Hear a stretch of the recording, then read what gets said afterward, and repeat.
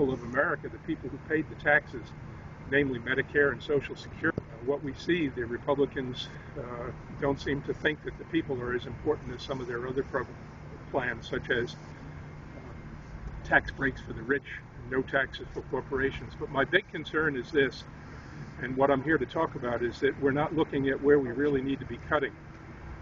2 years ago, I retired from the Department of Defense. I spent 23 years with them all in Europe.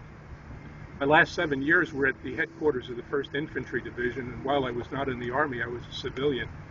I had to deal with all the casualties and difficulties that families dealt with during the deployment. In 2001, we had a horrendous act perpetrated against the United States, namely 9/11.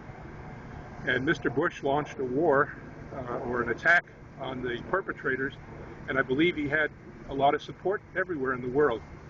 But unfortunately, he walked away from it and even said later on that he really wasn't interested in finding Mr. bin Laden, and then proceeded, against the advice of many, many experts, to invade Iraq and cost us now somewhere in the neighborhood of 6,000 American lives. And when he took office in 2000, he had a budget surplus. When he left in 2008, we had $1 trillion deficit. We had about 5,000 soldiers killed, and we were occupying 2 nations, Iraq and Afghanistan. Sadly, we're still there today. Now, if that isn't something that needs to be cut, $1 trillion and more, I don't know where we would begin, but it appears that our congressmen don't seem to think that cutting from the military in war is appropriate.